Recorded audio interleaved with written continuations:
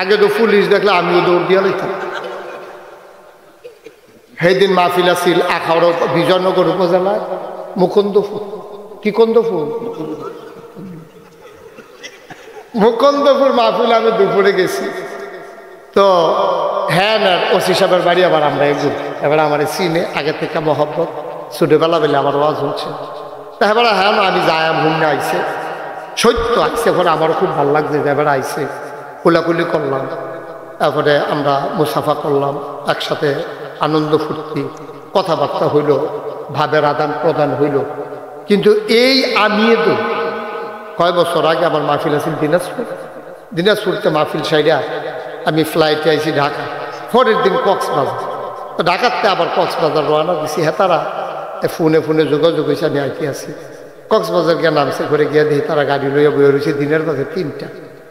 আমি তারা রেজে গেলাম, ভাই আপনার এলাকার তো অনেকে ঘুরতো আইয়া টেহা খরচ করিয়া বউ বাচ্চা লইয়া, তা আমি যেহেতু একটু আগে আইয়া পড়ছি তো কুদ্দুর যদি কক্সবাজার টাকা ঘুরান দিয়া চাইয়া লাই কোনো অসুবিধা আছে তা আমরা না কি অসুবিধা, আমি কই না হাতিয়া নি আবার কমাইলাম কক্সবাজার চাইয়া লাইছে বেড়া ভাড়াতে হাঁটেনি কাটতারা হেন এটা একটা ডর না সমস্যা নাই ঘুরে তা তারা আমার লইয়া ঘুরতে আছে কক্সবাজার। এর ভিতরে দিয়ে একটা পুলিশ আমার দিকে দিছে দৌড়, যা তারা আমার ঘুরাইতেছে তারা কো হুজুর দৌড় দিয়ালাম দৌড় দিয়ালাম। আমি কেন লম্বা পাঞ্জাবি ফেস থেকে ফুটে যেতে দৌড় দিয়ে যাইতাম পারতাম না, ধরলে দৌড়ালে কি হলাম কপালও ধরা থাকলে চড়তাম পারতাম। রোমা এবার কাছে আছে আমার একটা আঞ্জা দিয়া শিখা দিছি, আমার সাতনা দিয়ে ওখানে মন হইলে না মরমরি একটা আওয়াজ হয়েছে, খালি দূরে কইতাম পারা। আমি জিজ্ঞেস এটা কি তা কয় মহব্বত। আমি এরকম মহব্বত কয়বার করবেন? কয় 3বার। আমি একবার একটাই বেশি হয়ে গেছে, গাল লাগতো না, এইটাই মনে থাকবো আমার আমাবস্যা আইলে এমনি হুজু দিয়ে মনে হয় ভাবে। পরে দিয়ে আমার কান্দে কান্দে আমি কান্দে গেলে পুলিশ কান্দে, এটা তো খুব কম দেখছি কান্দে গেলে। পরে আমি যে গেলাম কান্দেন কে রেখে হুজুর আপনার এলাকাতে আমার বাড়ি, আমরা বাড়ি কুমিল্লা। আমি দৌড়ের নমুনা দেখে বুঝি তো হুজুর আপনার দেশের মানুষ দেখে ওখানে কান্দাইয়া পড়ছে। খারাপ যেমন আছে এই পুলিশও ছিল, এখনো রাস্তাঘাটে দেখা হইলে পুলিশ গাড়ি দিয়ে নিয়ে আগাই দিয়ে আসে যে হুজুর রাস্তাঘাটের নমুনা ভালো না, কোথায় যাবেন একটু আগাই দিন আছে। কিন্তু ইনস্টিটিউশনটাকে পরিকল্পিতভাবে দলীয় ক্যাডারে পরিণত করে আমার পুলিশ বাহিনীকে ডেস্ট্রয় করে দিয়েছে, ধ্বংস করে দিয়েছে, ঠিক কিনা বলে?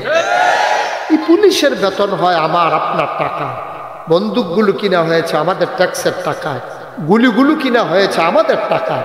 আফসোস কি জানেন? আমাদের টাকার বেতন, আমাদের পুলিশ, আমাদের বন্দুক, আমাদের গুলি, বুলেট মারা হলো আমারই কলিজার টুকরা যুবকের বুকে, ঠিক কিনা? কলজায় মানে না। আমার কর্মচারী আমার টাকার বন্দুক দিয়া, আমার টাকার গুলি দিয়া আমার বুক, যুবকের বুক ঝাঁঝরা করে দেয়, কলিজায় মানে না। আমি গতকালকে ফেসবুকে একটা নিউজ ফিডে গিয়ে একটা নিউজ পড়লাম যে সাংবাদিক এই আর্মিরা পুলিশের সাথে যে বাদ্যুর কয় আমি না, তো এসে কইছে মনে হয় যেমন আমরা শুনছি না আর কি। এটা কি এটা আমরা পারি এই পর্যন্ত আইয়া পড়ছি না, 34 বছর দেখতেই করি।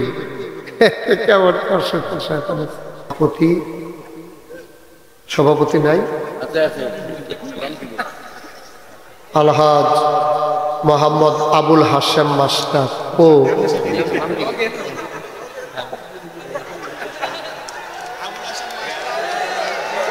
হ্যাঁ ঠিক আছে না, এটা গত বছর আমার লোকে পরিচয় হয়েছে। আজকের মাহফিলের প্রধান অতিথি বুড়িচংয়ের ব্রাহ্মণপাড়ার মাটি ও মানুষের নেতা, বুড়িগঙ্গ উপজেলা বিএনপির সম্মানিত সভাপতি এবং সাবেক চেয়ারম্যান বুড়িচং উপজেলা পরিষদ, আমার হৃদয়ের কাছের মানুষ জনাব ATM মিজানুর রহমান ইতিমধ্যে কথা বলেছেন। আমার প্রিয় ভাই, আপনাদের হৃদয়ের কাছের মানুষ বুড়িচংয়ের জনপদের প্রতিটি মানুষের সাথে যার সম্পর্ক, জনাব মোহাম্মদ সাইফুল ইসলাম না আলম, এর লাগিয়ে ফাঁসতে গিয়ে বললাম সাইফুল আলম শাহ।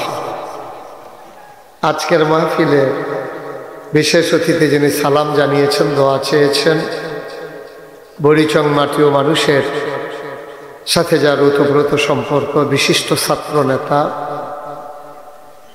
বুড়িচং ব্রাহ্মণপাড়া উন্নয়ন সংস্থার উন্নয়ন ফোরামের সম্মানিত চেয়ারম্যান জনাব ডক্টর মোহাম্মদ মোবারক হোসেন,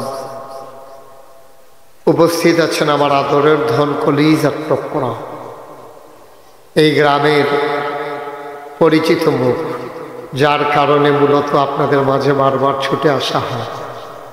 নাইলে আমি এক জায়গায় 2 বছরে মাহফিল রাখা আমার জন্য কষ্টকর, কিন্তু যার বন্ধনটা আমার সাথে এতই সুদৃঢ়, আমি অনেকবার টান দিয়া চাইছি, ছিঁড়ে না, বন্ধনটা আর কি করবো না, দড়িটা টাইট করছে। জনাব সুহেল আহমদ, বিশিষ্ট ব্যবসায়ী, ক্যান্টনমেন্ট কুমিল্লা, উপস্থিত হয়েছেন আমাদের বাদল ভাই, যিনি চেয়ারম্যানের পক্ষ হয়ে কথা বলেছেন, আমাদের আরেক স্যার, এখানে আব্দুল লতিফ না মাস্টার না স্যার বলবেন, কারণ যারা হাজারো ছাত্রকে পাঠদান করেছেন, ওনার যারা বয়সে বড় এবং সমবয়স্ক বন্ধু বান্ধব, ওনারা বলবেন মাস্টার আর আমরা বলবো স্যার। লতিফ কি? সবাই বলেন আব্দুল লতিফ, আবুল হাসেম, যেন মনে থাকে সারা জীবন। আমরা ওনাদেরকে মাস্টার বলতে পারবো না, এটা আদবের খেলা। প্রিয় পরিচালক জনাব মোহাম্মদ মকবুল হোসেন, আর যে পরিচালনা করছেন জাকারিয়া সৌরভ, আমার আদরের ধন, আমার খুব কাছের মানুষ।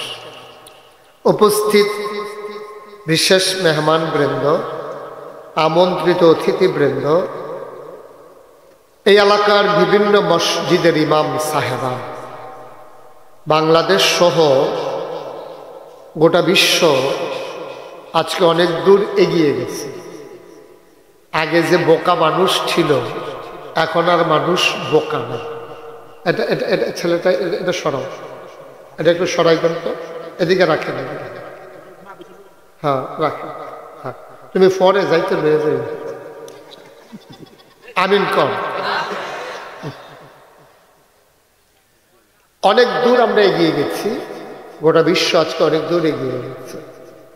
খেয়াল করে দেখেন, আমি আস্তে আস্তে সুহেলকে বলছিলাম, সুহেল, আমাদের বেশি বেশি আব্বার কথা মনে পড়ার কারণ কি জানেন? কারণ আমাদের আব্বারা গরিব ছিলেন। আমার মনে হচ্ছে যে কত কষ্ট করে ওনারা, শুধু আমার আব্বা, সাইফুল ভাইয়ের আব্বা, সুহেলের আব্বা তা না, বাংলাদেশটাই তো গরিব ছিল। কত কষ্ট করে ওনারা সন্তানদেরকে, মানে আমাদেরকে মানুষ করেছেন। আজকে দেখেন যে আমরা যখন একটু অর্থের মুখ দেখেছি, একটু স্বাবলম্বী হয়েছি, আমরা যখন একটু মাথা উঁচু করে দাঁড়িয়েছি, এইভাবে যদি বলি যে বাগান যিনি সাজালেন, গাছ যিনি লাগালেন, আগাছা যিনি বাঁচলেন, যখন বাগানের ফুল ফুটলো মালি তখন হারিয়ে গেল। বাগানের যখন ফুল ফুটছে, যে পরিচর্যা করছে সেই মালি হারিয়ে গেছে। আমরা যখন বড় হয়েছি, ফুল হয়ে ফুটতেছি, তখন আমাদের বাবা যারা মালি ছিলেন এই সংসারগুলো, তারা আজকে ঘুমিয়ে গেছেন অন্ধকার কবরে। আমি শুরুতেই যাদের আব্বা নাই আম্মা নাই, তাদের মাগফিরাত কামনা করছি। আল্লাহ যেন তাদের কবরগুলোকে জান্নাতের টুকরা বানিয়ে দেন। সবাই আমরা আসলে অনেক দূর আগাইছি আজকে। আগে আমাদের সনের ঘর ছিল, এখন যদি ডাক্তারে ওষুধ দেয় যে সনের ঘরের নিচে দাঁড়াইয়া খাইবেন, রুগী মারা যাইব, সনের ঘরও হয়তো না, ওষুধও হয়তো হতো নাই, যে সনের ঘর নাই। মানে পুরা বুড়িচং ব্রাহ্মণপাড়া একটা সনের ঘরও নেই। তো রুগীর যদি কয় যে সোনের ঘরের নিচে খেলিয়ে এই ওষুধটা খাইতে হইব, এটা বনাজি ওষুধ, এটা নিয়মে সোনের ঘরের তলে খেলিয়ে খাওয়ান। তো এতে সোনের ঘর বিচারতে বিচারতে বটনে ভরে দেবো ওষুধ আতর হয়েছে, সোনের ঘর নেই। ঠিক নি রে? সোনের ঘরও পাইতাম না, ওষুধও খাইতাম পারতাম না আমরা। এত মাশাআল্লাহ সোনের ঘরের জায়গায় টিনের ঘর হয়েছে, টিনের ঘরের জায়গায় বিল্ডিং হয়েছে, একতলার জায়গায় দোতলা হয়েছে, কত সুন্দর সুন্দর ঘর আল্লাহ বানাই দিছে আমাদেরকে। কিন্তু এখনো কিছু মানুষ এই এলাকা তাইয়া দেখলাম কিছু বুদ্ধি কম আছে। এই এলাকা তাইয়া দেখলাম কেমনে বুঝলাম? এটা বুঝলাম এমনি, হেগুল দিয়া জায়গা খালি এগুল দিয়া খেয়ে দিয়ে দিয়েছে।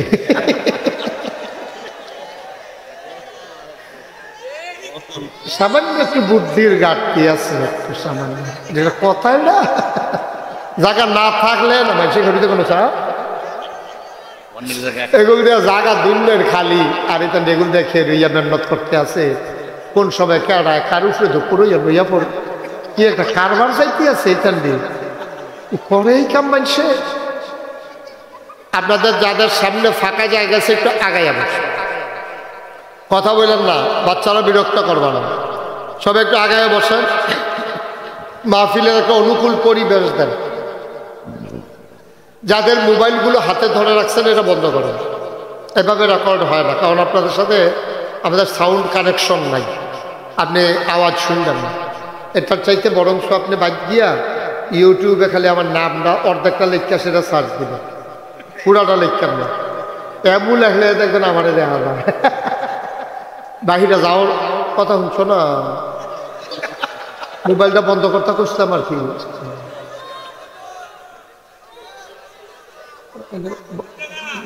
বন্ধ করেন, সবার মোবাইল বন্ধ। চালাকি না, চালাকি করুন লাগতো না।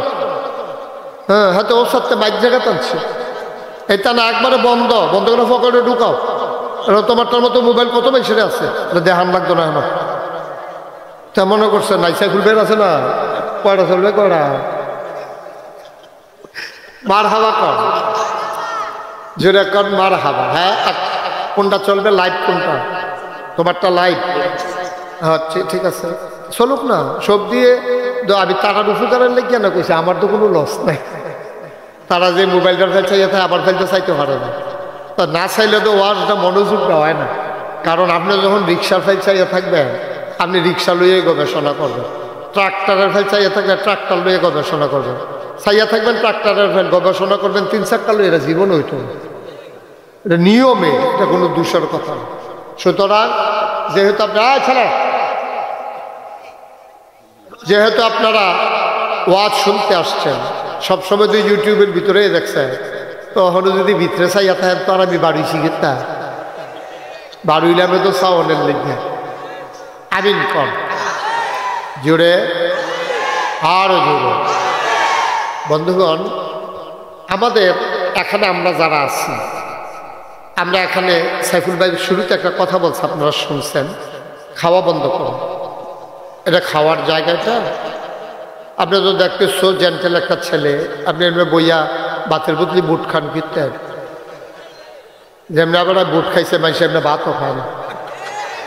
কেজি 2 বুট ইতিমধ্যে শেষ করে লাগছে, একবারে 3 পতন নিস্তব্ধতার মাঝে কথা হবে। আবার মায়েরা বোনেরা যারা আছেন তারা ঘরের কোনায় বসেন, আলগা আলগা বসেন। প্রজেক্টর আছে, প্রজেক্টরের সামনে বসেন। প্রজেক্টর দিচ্ছেন না এলইডি দিচ্ছেন? প্রজেক্টর আগামী বছর এলইডি দিবেন।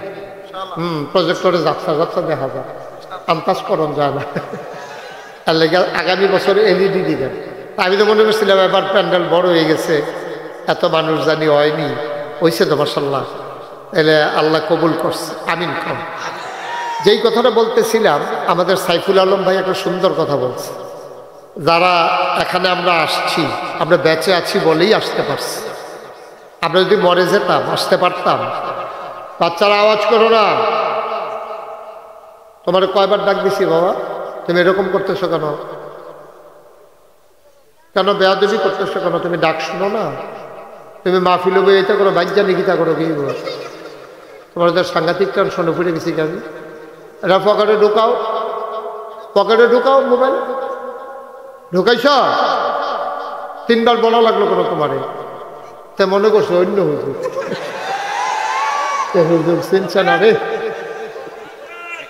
সবাই কোন আমিন। খুব মহব্বতের সাথে বসেন, আমরা কিছু পাথেও নিয়ে আমরা যেন বাড়িতে যেতে পারি। সবার মনোযোগ ঠিক আছে তো ইনশাআল্লাহ? একেবারে সকল খেয়াল ছেড়ে দিন। আমরা কয়েক মিনিট কথা বলবো, এটা যেন মন দিয়ে শুনতে পারি ইনশাআল্লাহ। যেই কথাটুকুন বলছিলাম, আমরা বেঁচে আছি বলে আজকে এখানে আসতে পারছি। যদি মরে যেতাম তাইলে কিন্তু আমরা এখানে আসতে, এ কথার দ্বারা কি বোঝা গেল? আমরা একদিন মরে যাব। এতে কোনো সন্দেহ আছে? কোনো সন্দেহ আছে?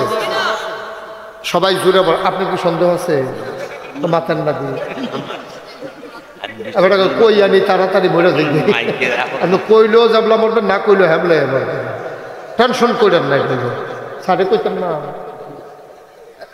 আমরা এখানে কি থাকার জায়গাটা? আমরা একদিন সবাই মরে যাব, এটা কি আপনাদের বিশ্বাস হয়? বিশ্বাস যদি না হয়, যারা মারা গেছে তারা কই গেল? তারা তো ছিল, তারা এখন তো নাই। তাইলে এবার বলো, মারা যাওয়ার পরে যাওয়ার জায়গা আছে মাত্র 2টা। কয়টা? কয়টা? 2। একটা হলো জান্নাত, আর একটা হলো জাহান্নাম। আজকের এই মাহফিল আপনি সিদ্ধান্ত নেবেন, আপনি জানাবেন আল্লাহকে, আপনি ডিটারমাইন্ড হবেন, সিদ্ধান্ত নেবেন। এটা হয় আসপার নয় উস্তার, এর মাঝে কোনো রাস্তা নেই। আপনাদেরকে আমি জিজ্ঞেস করি, আপনারা জবাব দেবেন।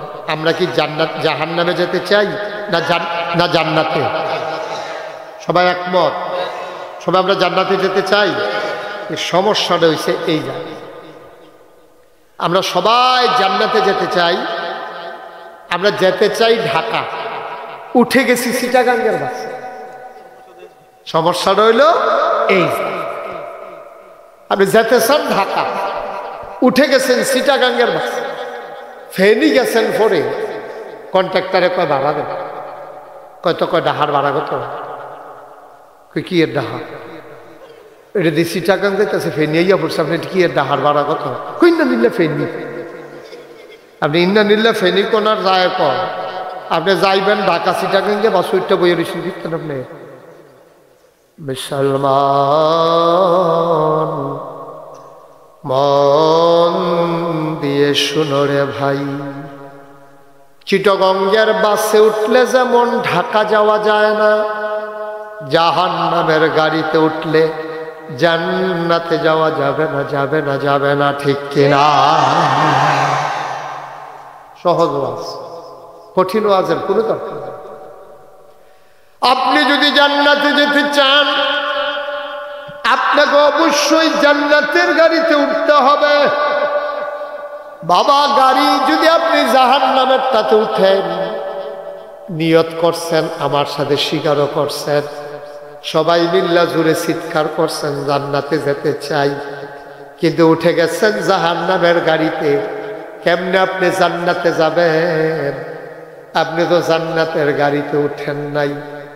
এইলা আমরা যারা জান্নাতে যেতে চাই, চলেন সবাই নিয়ত করে জান্নাতের গাড়িতে উঠে যাই। আল্লাহর নবী একদিন এমন সব মানুষকে নিয়ে বসলেন। আবু হুরায়রা রাদিয়াল্লাহু তাআলা আনহু থেকে হাদিস বর্ণিত, নবীজি বলেন, তোমরা আমার কাছে 6টা জিনিস আমানত রাখো, আমি তোমাদের জান্নাতের জামানত নিয়ে নেব। জামানত হিসাবে তোমরা 6টা জিনিস রাখো আমার কাছে। কয়টা? কথা বলেন, কয়টা? হেলান দিয়া বসে, আরাম করে বসে, নাহলে সুহেল রে হাবা মার হাবা কোন জোরে কোন মার হাবা। আপনি ব্যাংকে যদি লোনের লাগিয়ে যান, লোনের জন্য গেলে কইব যে মর্টগেজ হিসাবে কি আনছে, আপনার বাড়ির দলিল দেওয়ার লাগে, নাহলে বেতনের চেক বইটা জমা দিয়ে লাউন লাগে। এই ফিক্স করে বসো, তুমি এটা নিতে ঘুরেও ফিরতে পারো। ঠিক কষণে ওইখানে ঠিক মতো সে চাও ঘুরা আমি তো কি তার মাহফিলটা ঘুরতেছে গেরে আমার বেড়ায় মাথা ঘুরেই তো নিষেধ করতে পারি বেশি হইয়া গেছে কত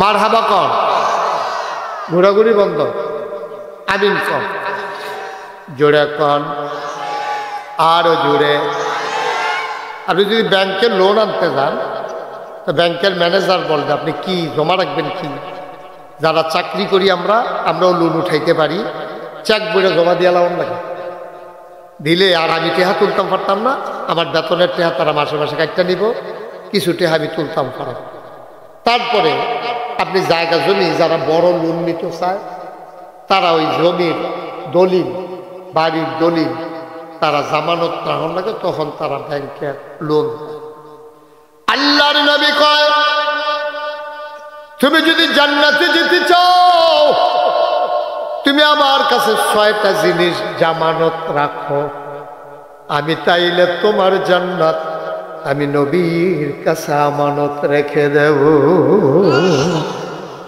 আমার তো বুঝা নিও জান্নাতরা কিয়ামতের ময়দানে আমার তো বুঝা নিও গিয়া কই রাসূলুল্লাহ আমার জান্নাতটা দেন আমি তোমারটা জমা করে রাখা দেব তুমি আমার তো বুঝা নিও সুবহানাল্লাহ বলবেন না কত বড় কথা কত বড় কথা কয়টা জিনিস কথা কয় না আমরা 6টা যে ছেলে ওইদিকে কি তোমার কয়টা জিনিস সাইটক করবা না বেয়াদবের মতো আর একটা শব্দ করবা না অযথা কথা বোকা আমিন কর এতে যে বাদ্রের কাছে কয় আমি না তো এসে কইছে মনে হয় যেমন আমরা শুনছি না আর কি এটা কাটা কি এটা আমরা পারি এই পর্যন্ত আইয়া পড়ছি না 34 বছর ধরে কি করি কেমন আমিন বলো কয়টা জিনিস কয়টা আপনি জামানত জান্নাত আল্লাহর নবীর কাছে আমানত কিরকম আমানত দান নবী ওনার কাছে আমানত রাখলে কোনো সমস্যা হয় আমরা তারার মতো আমরা তারা না এই রায় হয়েছে তার উপরে 50,000 টাকা বড় সর্দারে কয় রাস্তাঘাটে নমুনা ভালো না তুই আমার কাছে রাখা যা সহালে ইয়ে নিস 50,000 টাকাতে রাখাইছে সহালে গেছে পরে তার 25,000 টাকা তোকে কি তোমার আপনার কাছে না 50,000 রাখা গেলাম এটা 25 যে পাইছ সুবহানাল্লাহ পড়তে 30 বার খেলা কথা একটা মেল গুছাইতে কেমনে কি করবো আমি এনে তুই কি ছুটার হইছ তুই তো ঘুমো কেমনে যে কারবারটা কইরা দিছি আমি এনে কইতাম পারলাম কত জায়গা কত টাকা খরচ কইরা এরপরে এই পর্যন্ত খেরাত রাখছি 25,000 ভাইয়া আমার কথা নিবি নিটা তো হাতে দেখে যে ডো মারি দেবো পরে লইয়া দৌড় দিছি কি হলো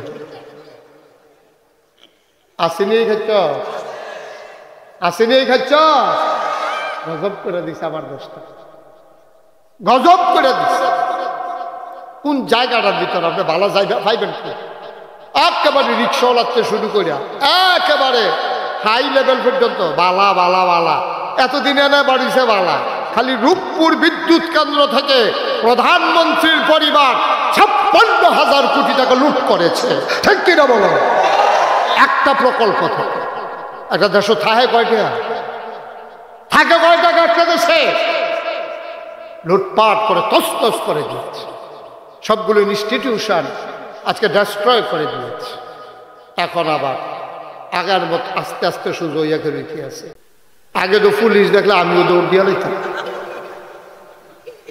সেইদিন মাহফিল আছিল আখাউড়া বিজয়নগর উপজেলায় মুকুন্দপুর কি কন্দপুর মুকুন্দপুর মাহফিল আমি দুপুরে গেছি তো হ্যাঁ না ওসি সাহেবের বাড়ি আবার আমরা এবার আমার সিনে আগে থেকে মহব্বত ছোটবেলা বেলে আমার ওয়াজ হচ্ছে তা এবার হ্যাঁ না আমি যাই ঘুমনে আইসে সত্য আইসে পরে আমারও খুব ভালো লাগছে যে এবার আইসে কোলাকুলি করলাম তারপরে আমরা মুসাফা করলাম একসাথে আনন্দ ফুর্তি কথাবার্তা হইল ভাবের আদান প্রদান হইল কিন্তু এই আমিয়ে তো কয় বছর আগে আমার মাহফিল আছিল দিনাজপুরতে মাহফিল সাইডা আমি ফ্লাইটে আইছি ঢাকা পরের দিন কক্সবাজার ঢাকাতে আবার কক্সবাজার রওনা দিছি। হ্যাঁ তারা ফোনে ফোনে যোগাযোগ হয়েছে আমি আইতে আছি। কক্সবাজার গিয়ে নামছে, করে গিয়ে দেখি তারা গাড়ি লইয়া বয়ে রয়েছে দিনের বাজে 3টা। আমি তারা রেজে গেলাম, ভাই ইয়ে আপনার এলাকার তো অনেকে ঘুরতো আইয়া টেহা খরচ করিয়া বউ বাচ্চা লইয়া, তা আমি যেহেতু একটু আগে ইয়ে পড়ছি, তো কুদ্দুর যদি কক্সবাজার টাকা ঘুরান দিয়া চাইয়ালাই কোনো অসুবিধা আছে? তা হ্যাঁ না, কি অসুবিধা? আমি কই না হাদিয়া নিয়ে আবার কমাইলাম, কক্সবাজার চাইয়ালাই বেড়া ভাড়াতে হাঁটেনি কাটতারা হেন, এটা একটা ডর। কেন সমস্যা নাই, ঘুরে তা তারা আমার লইয়া ঘুরতে আছে কক্সবাজার। এর ভিতরে দিয়ে একটা পুলিশ আমার দিকে দিছে দৌড়, যা তারা আমার ঘুরাইতেছে। তারা তো হুজুর দৌড় দিয়ালাম, দৌড় দিয়ালাম। আমি কেন লম্বা পাঞ্জাবি ফেস থেকে পড়ে যেতে, দৌড় দিয়ে যাইতাম পারতাম না, ধরলে দৌড়ালে বসি হরাম, কপালও ধরা থাকলে ছুটতাম পারতাম। রোমা এবার কাছে গেছে, আমার একটা আঞ্জা দিয়ে শিখা দিছি, আমার সাতনাড়ি ওখানে মন হইলে না মরমরি মরমরি একটা আওয়াজ হয়েছে, খালি দূরে কইতাম পারা। আমি জিজ্ঞেলাম এটা কী? তা কয় মহব্বত। আমি এরকম মহব্বত কয়বার করবেন? কয় 3বার। আমি একবার একটাই বেশি হয়ে গেছে, গাল লাগতো না, এইটাই মনে থাকবো আমার। আমার অবশ্য আইলে এমনি হুজু দিয়ে মনে হয় বাবা, পরে দিয়ে আমার কান্দে, কান্দে। আমি কান্দে গেলে পুলিশ কান্দে, এটা তো খুব কম দেখছি, কান্দে গেলে। পরে আমি যে গেলাম, কান্দেন কে রেখো? হুজুর আপনার এলাকাতে আমার বাড়ি, আমরা বাড়ি কুমিল্লা। আমি দৌড়ের নমুনা দেখে বুঝি তো হুজুর আপনার দেশের মানুষ দেখে ওখানে কান্দাইয়া পড়ছে। খারাপ যেমন আছে এই পুলিশও ছিল। এখনো রাস্তাঘাটে দেখা হইলে পুলিশ গাড়ি দিয়ে নিয়ে আগাই দিয়ে আসে যে হুজুর রাস্তাঘাটের নমুনা ভালো না, কোথায় যাবেন একটু আগাই দিন আছে। কিন্তু ইনস্টিটিউশনটাকে পরিকল্পিতভাবে দলীয় ক্যাডারে পরিণত করে আমার পুলিশ বাহিনীকে ডেস্ট্রয় করে দিয়েছে, ধ্বংস করে দিয়েছে। ঠিক কিনা বলে? এই পুলিশের বেতন হয় আমার আপনার টাকা, বন্দুকগুলো কিনা হয়েছে আমাদের ট্যাক্সের টাকায়, গুলিগুলো কিনা হয়েছে আমাদের টাকায়। আফসোস কি জানেন? আমাদের টাকার বেতন, আমাদের পুলিশ, আমাদের বন্দুক, আমাদের গুলি, বুলেট মারা হলো আমারই কলিজার টুকরা যুবকের বুকে। ঠিক কিনা? কলজায় মানে, কলজায় মানে না। আমার কর্মচারী আমার টাকার বন্দুক দিয়া, আমার টাকার গুলি দিয়া আমার বুক, যুবকের বুক ঝাঁঝরা করে দেয়, কলিজায় মানে। আমি গতকালকে ফেসবুকে একটা নিউজ ফিডে গিয়ে একটা নিউজ পড়লাম যে সাংবাদিক এই আর্মিরা পুলিশ এমনভাবে নির্বিচারে গুলি করছে, আর্মিরা দেখা অনেক আর্মি কাঁদছে, অনেক আর্মি কাঁদছে যে এইভাবে পুলিশ গুলি করতে পারে নিজের দেশের নাগরিকের উপরে। আরেক তার ক্ষমতা টিকাইতে গিয়া, আর ক্ষমতাটাও কি ক্ষমতা এটা তো আপনারা আমার তে ভালো জানেন। কেন এই 18 সালেরটা আমার স্পষ্ট মনে আছে, কেমনে কারবারটা কিতে হইলো। আমার আগের রাইতে মাহফিল আছিল কক্সবাজার, আমি এই হত্যা দিয়েছি, মনে করছি ঘুমের তো হত্যা দাম, আমার বুট আর জাল দেওয়ান যেত না। সাইফুল ভাই গেল দেখো আপনার নাম সাইফুল, আপনি মুস্তাক ফৈজির বুট দিতে হতো না রে। আমার বুটটা জাল দেওয়ান তো বড় কঠিন, বাংলাদেশের যেই কেন্দ্র দিয়ে দাও মুস্তাক ফৈজির বুট জাল করে দেওয়ানটা বড় কঠিন। তাই মনে হচ্ছে আমার বুটটা তো থাকবে। আমি এই 10টা 11টার দিকে উঠটা ভোট দিতাম, যাইতে আসি রাস্তাত গেছি, পরে ফলা হয় না, কই হুজুর কই যান? আমি কই ভোটটা দিয়াই, রাইটটা খাবার গড়াই লেছে, আপনার ভাই গিয়ে উঠতে থাকে রে। সত্যনি রে, সত্যনি, সত্যনি এই কারবার ওইখানি বাংলাদেশ হয়। আহারে বাংলাদেশ, জান্নাত তো যাইবে না, এত সোজা জান্নাত। আসো না দেহ কি কারবার যাইতে আছে। অ মুসলমান পর্দা নাড়ালেন আমার মারা, উঠবা তুমি জাহান্নামের গাড়িতে, যাবে তুমি জান্নাতে, এটা হবে না গো আম্মা।